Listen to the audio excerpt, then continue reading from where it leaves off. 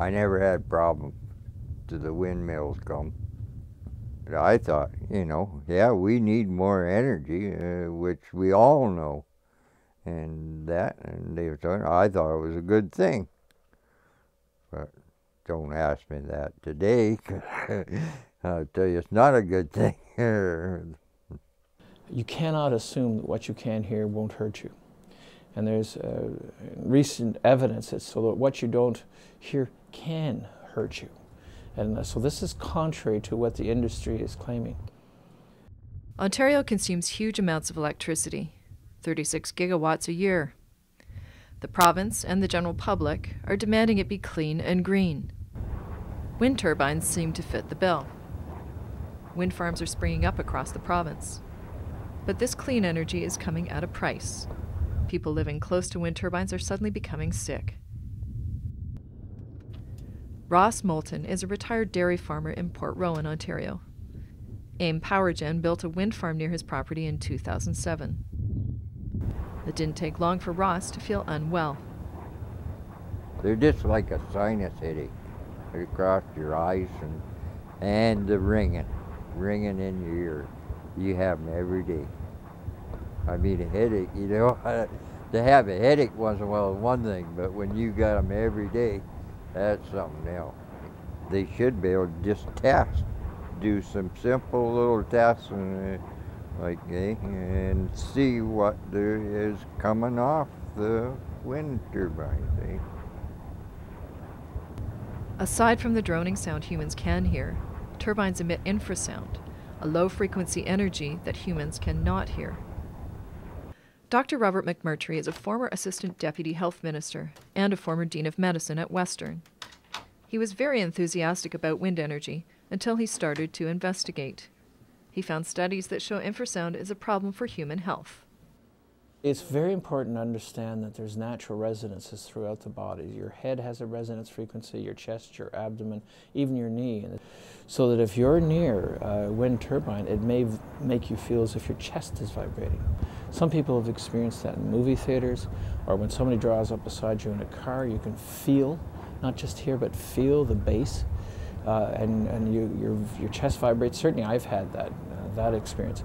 And if you have that chronically, on the long term, that starts to create reaction. So outside of structures, you get a thickening.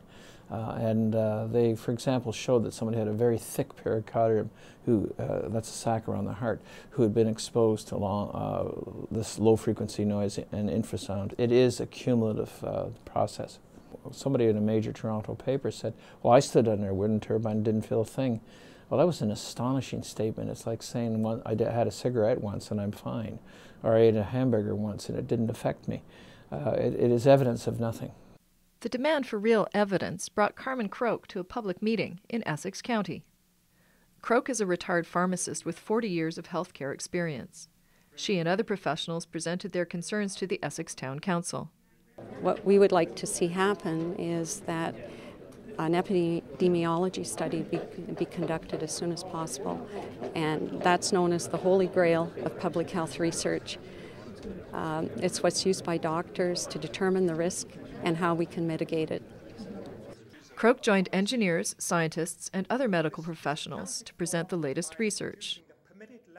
But representatives from the wind industry said their statements were groundless. Executives from AIM PowerGen, the company that built the farm near Ross Moulton, were among those that argued the turbines pose no health risk. David Tim is the Vice President of Strategic Affairs for AIM PowerGen. He originally agreed to an interview for this story, but when the time came to sit down, he was not available. Meanwhile, the meeting was standing room only. Many local residents were concerned for their health. They were angry and distrustful of the wind companies. But wind energy was not without its local supporters. Councillor Randy Vokes argued passionately on behalf of clean energy. I got 6 of them going up across the house from my place, a kilometer and a half away. I'm not receiving a nickel. But I understand we're revolving. And I understand we have to look at other ways of energizing our world that we live in. You look at cars today, they're changing their fuel emissions. So you got to get on board. But Vokes was frustrated at those that called for caution and more tests, and he scoffed at the claims of illness. These people who are opposing it, can they truly fall asleep tonight and say that pain in my stomach is because that wind turbine 700 meters from my house? And then get up in the morning and say, here's the medical proof as a result of tests being done? Give me a break. To simply ignore and deny it is not responsible. What you should do is do a study to establish its reality or not, and do it on people who live around wind installations. Ross smiles when people say his illness is all in his head. I tell him, yes, it's in my head every day. If I imagine it, I'd say, no, I don't imagine it. Yeah. The people in authority are misunderstanding the motives of the people who are suffering in a very fundamental way. They think it's just some sort of trivial annoyance, when in fact it's really having a significant effect on them. And I would use the words again, they are genuinely suffering. When there are responsible physicians reporting cases of people who appear to be suffering from living near wind turbines, and then the precautionary principle demands that you check it out, rule it in or rule it out. You just don't keep barging ahead.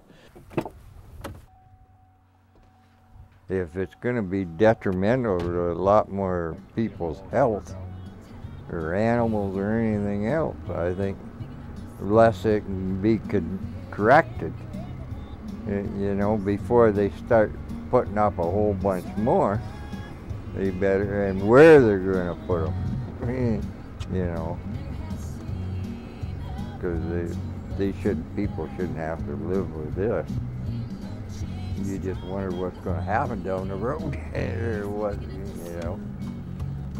You debate, sure, we hope to retire here, and that, but whether I will now or move on someplace else. Because can't go on with headaches every day, that's for sure. Sylvia Squair, Western Journalism.